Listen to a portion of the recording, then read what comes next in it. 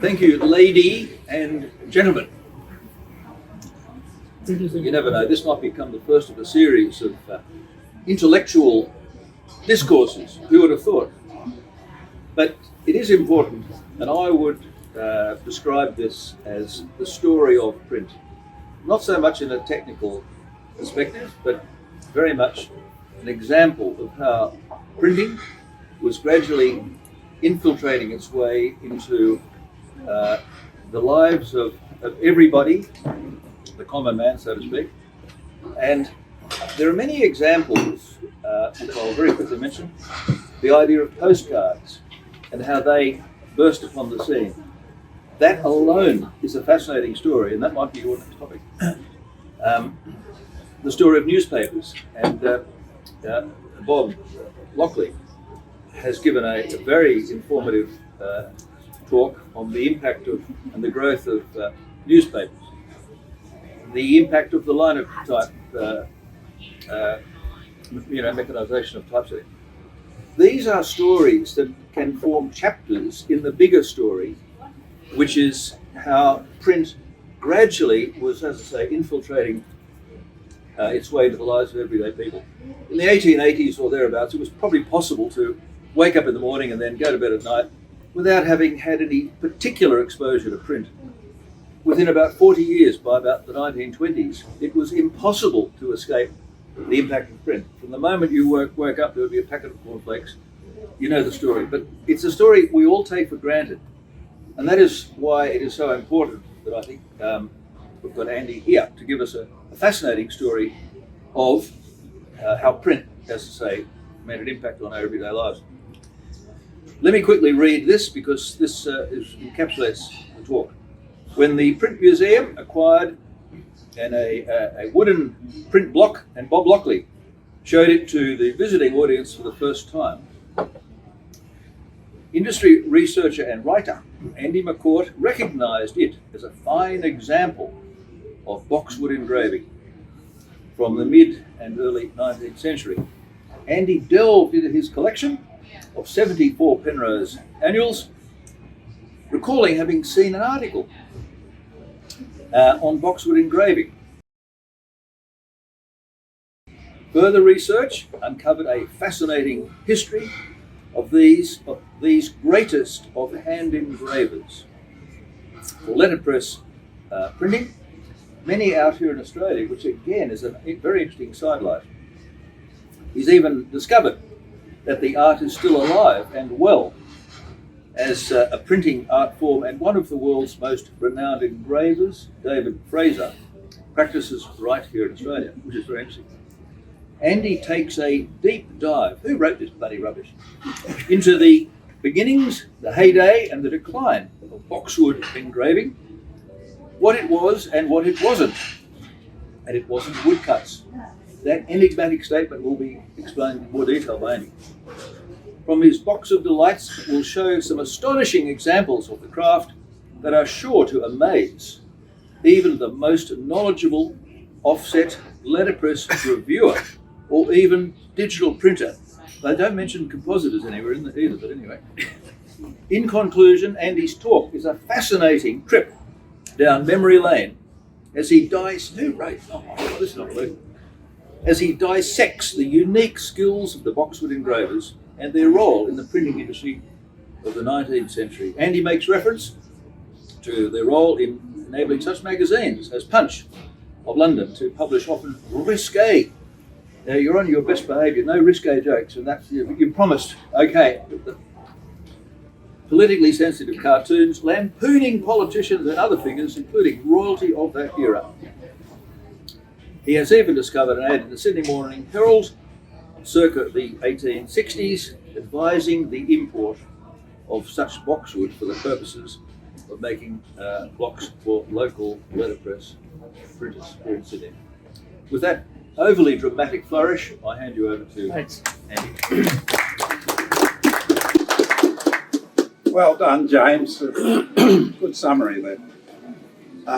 Hello, everyone. It's a great pleasure to be here with a combination of the Museum of Printing, the Australian Society of Old Friends, I believe it was established in 1909 as a branch of the UK Society of Old Friends.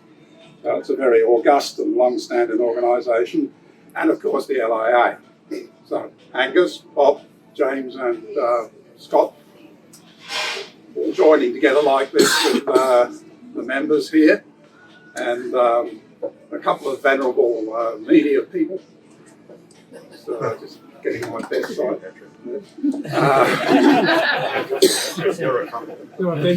that's on selfie. And as James said, this was all kicked off by this. When I was at one of the tours at the museum, I think about a year ago perhaps, he proudly showed this and said that we've recently acquired this. I don't know from where, but we've acquired it.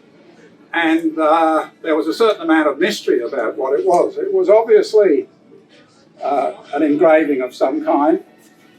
And I looked at it and I almost instantly recognised it as a piece of what's called Boxwood Engraving. And the only reason that I knew that was because between 1990 and 95, I had the privilege of working with the last editor of the Penrose annuals. These annuals started in 1895, and the last issue was published in 1982. And I had the privilege of working with the last editor, not while the annual was being published. He moved on and set up his own consultancy business and publishing company. His name was Clive Goodacre, wonderful person. He was a star pupil at the London School of Printing and very much respected in the UK printing industry. So Clive and I worked together. And in the boardroom of our building in Surrey was a complete collection of the Penrose annuals going back to 1895, which was about the time that halftone blocks came in. And I'm going to talk about the Boxwood engravers were on their way out. But they never died. And I found the copy of the Penrose annual that had the article that had stimulated my recognition of the block that Bob Lockley showed. And it starts here, it's called the Boxwood Illustrators. And there are examples of very fine engraving work. Look at that one, absolutely fantastic. This was the first, if you like, war photographer image, but it wasn't a photograph.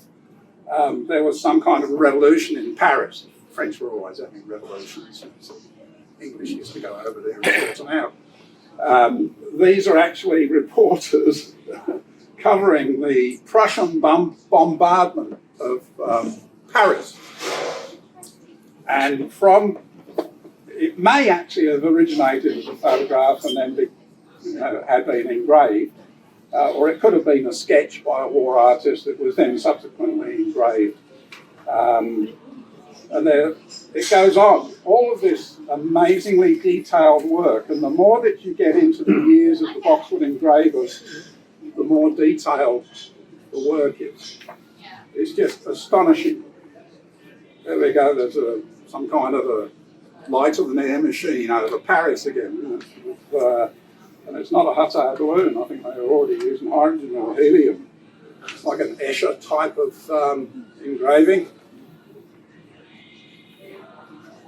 This one here is just amazingly detailed. It's seen in some port city in the UK. It's just astonishing. You can't see it from there, but I'm going to hand this over shortly. And so it's a long article, and it covers Boxwood engraving from its origination to its heyday, and towards the end it covers the demise of it, because the economies of scale and the process of halftone blocks for illustration just took over it. No matter how hard the Boxwood engravers tried by using more detail, they could never compete for mass publications they could never compete with the halftone process because it was an industrialised process.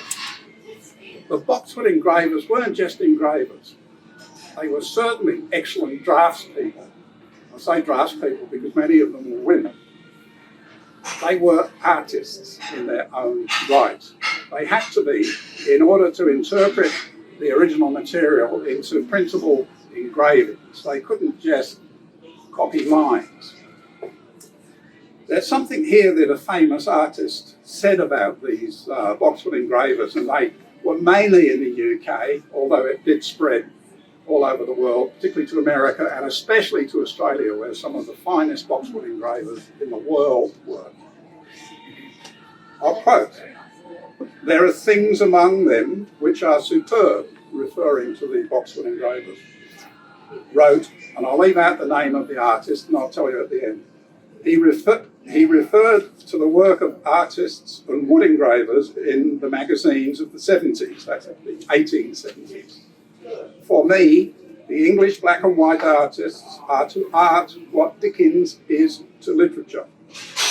A whole generation of men with an obsessive patience and dedicated skill, from Thomas Bewick, who is regarded as the father of Boxwood engraving, to the Dial brothers, upheld the art of illustration for long decades before the line block and halftone arrived to replace the cut on the boxwood. That was written by Vincent van Gogh. And if you look at a Van Gogh or Van Gogh, as it were, the ocean painting, you can almost see the imitation of the engravers, the swirls, the wavy lines, and so on.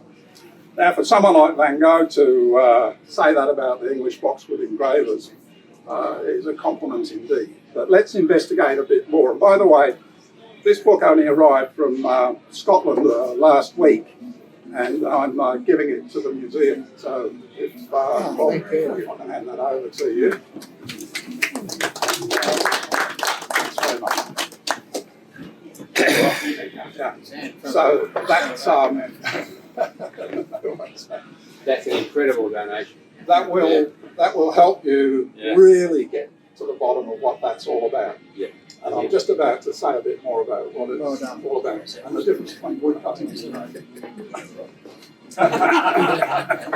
I'll say nothing. For a change. So there's a book here called Wood Engraving from my private collection, which goes through the history of wood engraving. And right at the back of this book is chapter 11 on boxwood. So you can see that boxwood, I'll tell you what it is in a minute, came in late in the game. That diagram, by the way, which resembles a test form for all kinds of printing, if you look at the resolution and so on and so forth, is carved out of boxwood and was used as a proof for people selling boxwood engravings and the boxwood itself. And they show this to printers and they'd say, look at the resolution in that, and they get the old magnifying glass out and look at it and say, oh, it's really good, that's really nice boxwood, we'll have a ton of it. And it goes on there. So the concept of boxwood engraving there, comes right at the end of the history of wood engraving. Now, why is that so? It's because the first engravers in the world were, anyone volunteer a name for the very first engravers in the world? The Germans. Aboriginals. Indigenous people engraving into rocks. So they're the earliest engravings where you make a depressed impression into a substrate. And they're still here today. I've seen them in Western Australia. It's a picture of a whale shark or something. So through the years, engraving has existed in one form or another. You could say that the Egyptian hieroglyphics were engraved. But moving into the more recent era, not that recent, around about 800 AD, possibly even earlier, 700, in Korea, they developed woodblock printing, where they carved out the blocks out of a small plank of wood. The oldest printed item in the world of that era is in the British Museum, and it's called the Diamond Sutra. It's a religious tract. And it was printed in Korea, which was then part of Greater China. Was done by, what were then considered very clever artists in cutting wood out. So everything was cut out, the text, the illustration, if it was there. And the wood that they used varied, but didn't matter very much, and it was all with the grain. All with the grain. So if you imagine a plank and the grain goes that way, they were working with a small plank of wood like that, and that's wood cutting. What the wood engravers discovered at a time when steel and copper was greatly used for engraving was something called boxwood. And we've got several samples here. It's got nothing to do with boxes. The Latin name for this wood is Buxus sempervirens. And there are 72 varieties of boxwood, and they're all very good. There's Japanese boxwood, there's Turkish, Caucasian boxwood, goes on. But a stand of boxwood was found in Surrey, the UK, at a place which is now known as Box Hill.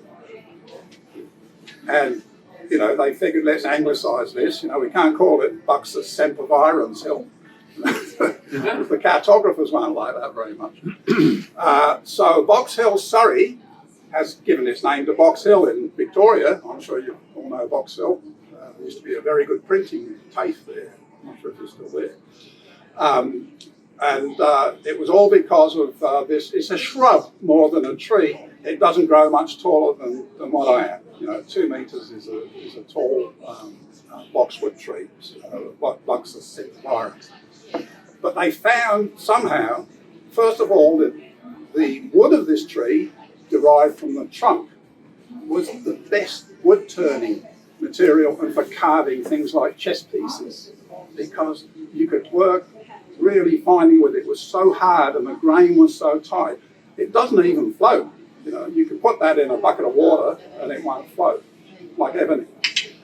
And they discovered its properties of being graveable. And at a time when steel and copper engraving were about the only ways to reproduce illustrations in publications, and it was an expensive, long process, they started experimenting with crosscut as end grain rather than the wood cutting long grain, and making blocks that could then be worked with very fine tools. And there's a set of these tools in the Printing Museum that I didn't know were there until today. They're in a cabinet. They're known as burins. And these burins were taken from the steel and copper engraving industry and used to start engraving in boxwood. So the material itself drove the illustration revolution, first of all in the UK, and then it spread around the world. And it began in the early 1800s, reached its peak around from 1842, and started to be taken over by halftone blocks from about 1885. In fact, I've got an illustration here of the first halftone image printed anywhere in the world. Shantytown, New York. It was done in America, the first published halftone. There it is, Shantytown, New York. And the date of this is actually 1880. So, and the interesting thing is, the lines in this halftone block resemble the lines of Boxwood engraving. It's a bit like the expression paving the cow path. A lot of roads in America follow trodden paths where the cows used to go from field to field or from field to village. So they didn't think of doing what the Romans did, sort of making a straight road. They paved the cow path. So in an era where these line type engravings covering light and shade and everything were the standard in illustrations, in printed newspapers and products, they felt their halftone screen should be lines. So rather than the dot pattern, it's a line pattern. And that's the first one that was ever published there in 1880. And that really did signal the decline of the need for boxwood, but more about that in a moment. Because there's something else in this particular one,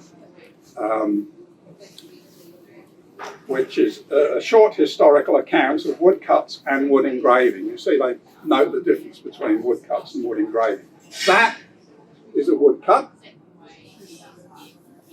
That is a wood engraving. Much more detail, done on engrained back boxwood. There's another wood engraving there. But there was a problem with boxwood. The trunk of the tree, at most, would be about that wide. So you note a lot of illustrations in publications of that era are about that size. You know, that is a single piece of boxwood, and probably the biggest you're going to find, because obviously if the trunk is like that around it, you can't really go anywhere else. So the answer to that was that. Use several pieces of boxwood and bolt them together. But of course that was incredibly precise work. You had to make sure they were bolted tightly together, otherwise you got white lines through them. This particular boxwood engraving consists of 16 separate pieces of boxwood. And they're all bolted together with this clever routed bolting system here, which had to be regularly tightened, because as the impression was given to the engraving on the printing press, it worked loose. So if the printer said, oh, you know, we've got white lines occurring here, stop the press, take the block off, get the spanner out, tighten up all of those bolts. You know? I mean, I said to James on the way over here, you know, how long does it take you to send a PDF? You know? Click, gone. You know? Think of what these guys had to do, you know, sort of to get an illustration in front of people's eyes. Whilst we're on the subject of bolted together pieces of boxwood, sometimes that would be engraved by more than one person. They'd split the job up, say, Charlie, you do the sheep. Fred, you do the sky over here. You know, someone else do that. So that'd be set on a page. Perhaps it even had some type around it, a headline or something. It would all be locked up together. And by the way, type high. Why is boxwood always just under 1 inch thick? To be the same height as the type for letterpress. So, you know, it's not exactly, but it would have been then. The height of the type would be the same. Now, when they were using steel engravings and copper engravings, they had to pack up the engravings to bring them up to type height and print them letterpress. The largest boxwood engraving, to our knowledge, ever done was the introduction of wide format printing, what we know as wide format printing today, of course, which is all done on Epsons and HPs and Mutos and Markins and so on. And you literally click, send the PDF, and out it comes. But in 1842, a magazine called the Illustrated London News, which came to Australia as the Australian Illustrated News, had a fold-out panorama picture of London. It was that long, you know, so perhaps about 6 pages, folded out, maybe 4. And it was combining a northern view over the Thames and a southern view, and St Paul's Cathedral in the middle. Now that's wide format, isn't it? And that was engraved on 60 pieces of boxwood. There's 16 on this, and that long panorama was engraved on 60 pieces of boxwood, which could vary in size depending on how lucky you were with buying boxwood. More on that in a bit. It took 19 engravers. So the job was divvied out amongst these engravers along the lines of you do St Paul's, so you do Elephant and Castle, you do West End Football Club. All of this in the Panorama in 1842, which then was published in the Illustrated London News, and which was a hugely successful periodical, weekly. And they're worth a fortune today if anyone's got a copy of it in the Illustrated London News. Illustration was new to everybody, just as legible type was new to everybody in Gutenberg's time.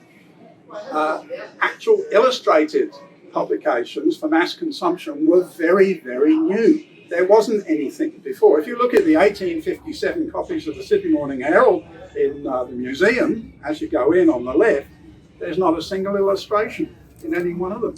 It's just pages of type, 8 pages, 4 pages, type, bit of a grind going through it. It wasn't until 1888 that the Sydney Morning Herald actually started incorporating images into its pages. And just about that time, the halftone process was coming in, but they did use Boxwood line in illustrations. Here's one that I gave to the museum some time ago, just a small illustration. It would have been locked up with, type. This is of a lamp of some kind. It looks like a Tilly lamp or something. And on the other side, because I used to use both sides, not to waste the boxwood, is a pram, a baby pram. And that's been scratched out because that one's been used, done that, catalogue over, scratch it out, turn it over, let's do another engraving on the other side.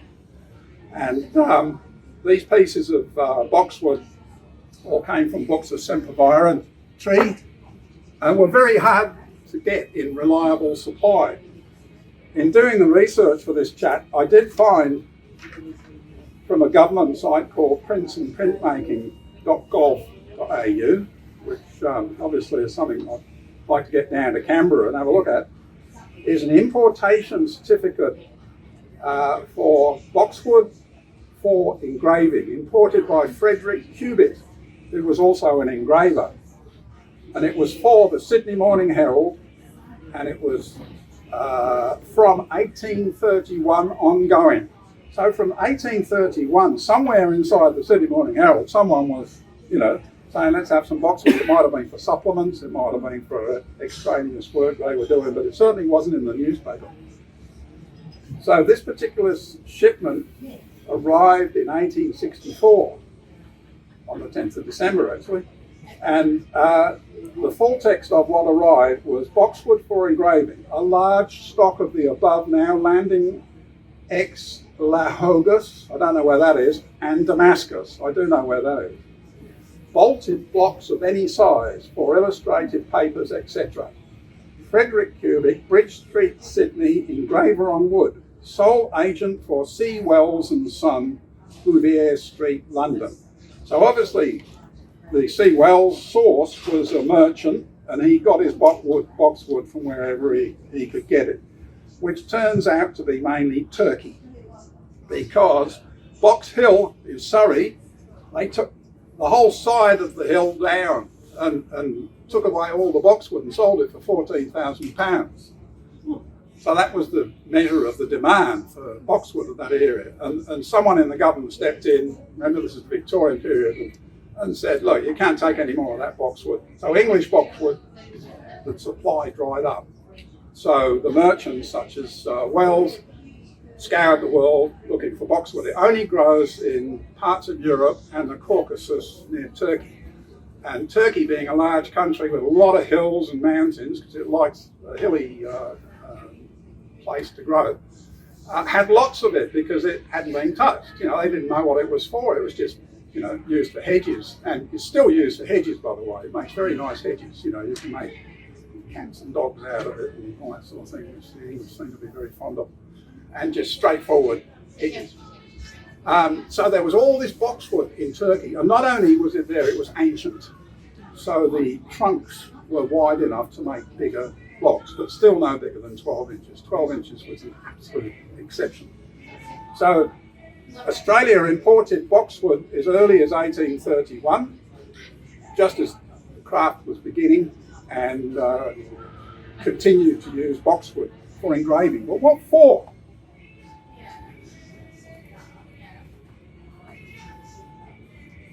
You start with this one. Thomas Bewick, as I mentioned, was the father of English boxwood engraving. And he is famous for his detail and his love of the craft, quite frankly. He was a naturalist as well. He loved the natural world and animals and all that sort of thing, particularly like dogs. When Joseph Banks came back to the UK after his first voyage with Captain Cook, he brought back with him sketches of what became known as the New South Wales wolf. Any prizes for guessing what the New South Wales wolf was, or the Australian wolf? Of course, it was the good old dingo. And there is a Thomas Bewick engraving, just a photocopy, of a New South Wales wolf from 1790. And it was from a book that Bewick had published called A History of Quadrupeds. 1, 2, 3, 4. Yeah, it's a quadruped. Biped. So this engraving is just amazing. All done by hand, all done with those instruments that you can see in the museum called burins. And it was done from a painting that resulted from Banks's sketch by a fellow called George Stubbs. He did a beautiful oil painting. Bewick viewed the oil painting, and I'm not sure if he made a sketch from it. It certainly wouldn't have been a photograph, I don't think, in 1790, although it's, no, it wouldn't have been a photograph. And then he engraved it. The drawings for the engraving were drawn on, they used to coat the boxwood with a substance that would take either a pencil, and sometimes they get the artists themselves to draw it on. But all of the engraving, the light and the shade and the texture and so on, was done by the engraver. And the engraver had to be an artist as well. I did a few copies of this. I'll pass them around. And James, would you mind?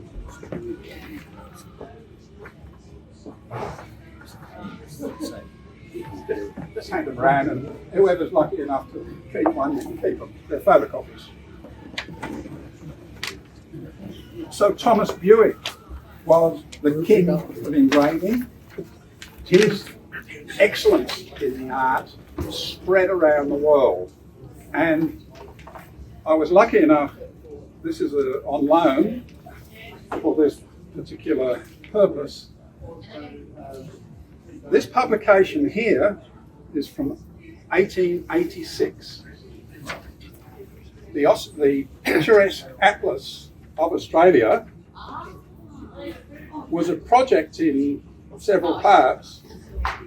You had to subscribe to it to get the various parts. That is the Hawkesbury River at Wiseman's Ferry. The detail is just astonishing. So in 1886, we had engravers here in Sydney capable of that level of work. This particular publication, at its time, was the largest boxwood engraving project of its kind in the world, because they actually set up a company called the Picturesque Atlas of Australia, had it funded, and I think the figure was £60,000, to produce the finest engravings to show the world what Australia was all about, what it was like. And it covers both history and individuals, like John Hunter's in there, Macquarie's in there. Now you notice a lot of the engravings are about the size of a single piece of boxwood. You know? So there you go, not much bigger than that. And that's because they were using single pieces of boxwood. But something like that Wiseman's Ferry Hawkesbury image would be several pieces like that piece the museum has. And I forget how many, it was about 20 issues of this were printed over a 3-year period, and they had to increase the print runs. And it was distributed throughout Australia. And just that last one, that is Lord Carnarvon, whoever he was. And it was very popular. And the engravers that did it, where did they come from? They imported engravers from America, United Kingdom, and also trained some local engravers too. And then the research, which is ongoing, if ever you see these names on a piece of engraving, Australian publishers generally imported their artist illustrators from England, including Gillian Ashton, Henry Fullwood, Constance Ruth. The 2 exceptions were Australian Sydney-trained artists William McLeod and Frank Mahoney. The art department of the Picturesque Atlas of Australia consisted of the veteran American illustrators Frederick Shell, William Fettler and William Smedley, along with 4 colonial artists, Ashton, Fullwood and Marnie, and also Constance Roth and Ellis Rowan. So these are acknowledged as artists, not sort of engravers. I mean, who remembers the name of the person that made the halftone block in the Sydney Morning Herald in 1970? They really had to be artists in order to get that beautiful light and shade feeling. And I'm grateful for the loan of this Picturesque Atlas of Australia to Gavin at the Cross Books in Roslyn Street, which is just up the road from Boston Gardens. And a splendid fellow. I went in there to buy a couple of other books, and he said he had these, and I looked at them and I nearly fell over. So he said, "Oh, I've had them for a while." The reason he's had them for a while is because they're very expensive and very rare and very precious. So I'd love to do a deal with him to acquire them. So Australia was not left in any way behind in this engraving revolution, and it was a revolution. People had never before seen such fantastic pictures in accessible magazines, periodicals, and eventually newspapers. The halftone block came in, and initially they weren't that great. I think it's in this issue that one of the wood engravers, one of the Boxwood wood engravers, described them as muddy, blurry, smoky reproductions of, and they were, sort of, because the halftone block process took a while to be perfected. And the Boxwood illustrators and engravers were doing an absolutely fantastic job. And the longer they survived, the more detail they put into it, because they recognised that the halftone process could possibly one day be industrialised sufficiently to put them out of business. So they said, well, our response to that, our fight back, was to do more detail, which they did until about 1920, just after the First World War. And the detail they were doing then was they were engraving under strong magnifying glasses with strong lights. Some of them damaged their eyes doing it. Some of them went mad, just trying to get that ultimate piece of detail. I mentioned Clive Goodacre, the last editor of the Penrose series. His logo in those days was a frog on a penny farthing bicycle. And I said, "What makes you use that logo?" He said, "Oh, we discovered an engraving on a pinhead of a frog riding a penny farthing bicycle." So in some tavern or inn in London back then, someone said, "I bet you couldn't engrave that on a pinhead, could you?" And go, "You watch me," And then he did it. And that's the sort of level of detail that they ended up doing. But eventually money and productivity triumphed, as it does always in the printing industry and communications industry. And they were virtually put out of business, but the craft was kept alive. There were still artists who loved the engraving process and doing limited edition prints. And one of the world's foremost is David Fraser here in Australia. And I just found out he's actually a customer of Angus's inks. He uses Angus's inks, which he brews up in a witch's cauldron or something. No, I don't know how you do it, but apparently it's fantastic ink for reproducing from the Boxwood engravings. David Fraser lectures in China, USA, UK. You know, he's got a studio in Castlemaine in Victoria, and he's very much in demand. So the craft is still alive, and you know, it probably started with Albrecht Dürer. He was a woodcutter. He did engravings, but they were not Boxwood engravings. And this mug came from the Albrecht Dürer Museum in Germany, which I gave some time ago to the museum. And I'm still waiting for it to be filled up with something else. But Albrecht Dürer started it all off. It progressed to the fine art that became Thomas Buick and the Australian engravers. And where did it end up getting published? I've already mentioned the Illustrated London News. One of the very first users of Boxwood engraving was Punch magazine. This is a volume of Punch magazine from 1891. So just as the halftone process was coming in, Punch magazine was still using Boxwood engraving for its satirical cartoons and all that sort of thing. So again, passing that around. Thank you. And it was mass consumption of media. They were forever increasing print runs. Illustrated London News started off as 10,000 copies. They had to keep lengthening the print run and buying new presses and employing more engravers until they got up to, I think it was about 150,000. And the publication itself continued until the 60s before it died. Obviously it was being printed in different ways then. But before photography and before the halftone block, Boxwood illustrating was the most faithful way to reproduce images. At one stage towards the end, they did hybridize it by projecting photographs onto the Boxwood block, and the engraver would use that projected image to engrave. They would photosensitize some of the blocks and then develop them, or have them developed to create a laid down image which was then etched away. Bearing in mind that Boxwood engraving is a relief process, not an intaglio process, whereas the other engravings were intaglio. Boxwood engraving fitted letterpress perfectly because it was a relief process, and the boxwood when cut was always type height. It was always the same height as the type.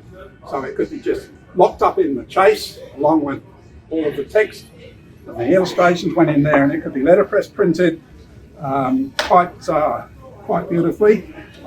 And we have, as you know, this is an original pull from the museum's Boxwood engraving there of a sheep station, a famous sheep station, and it's just priceless. It's just fantastic, you know, the level of detail.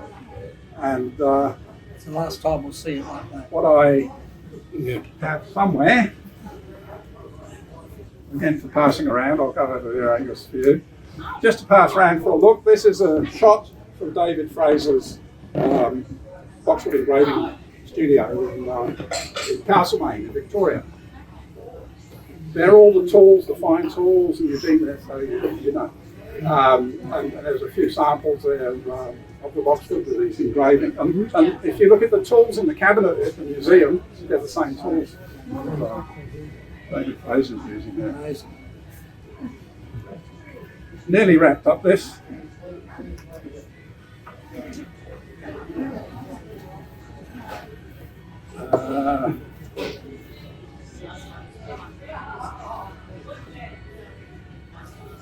I'll just end up with a quote from W.G. Paulson Townsend, who wrote an article in the Penrose Annual number 30, so that would be around about 1926 or so, ending up his article on the Boxwood engraver.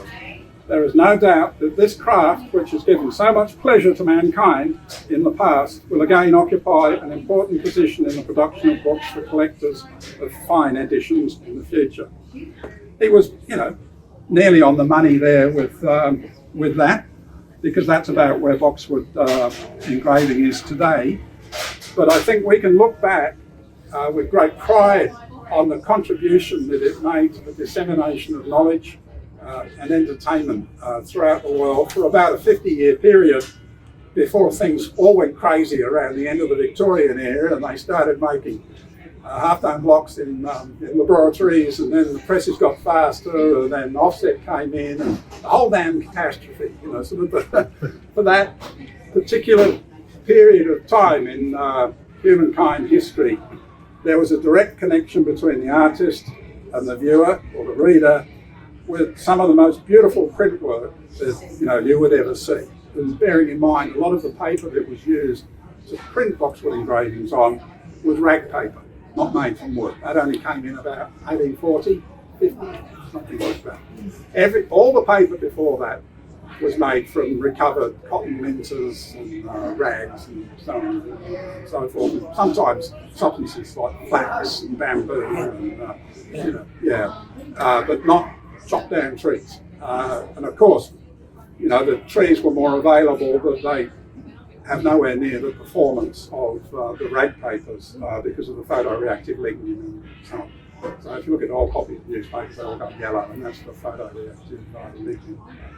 So I'll wrap up there probably. Maybe went a bit over time. Thanks.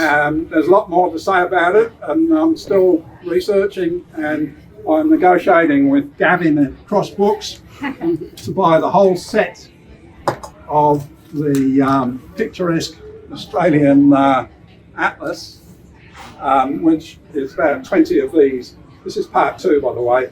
And just as a final note, which I forgot to mention, the 2 engravings on the cover, that is a Boxwood engraving.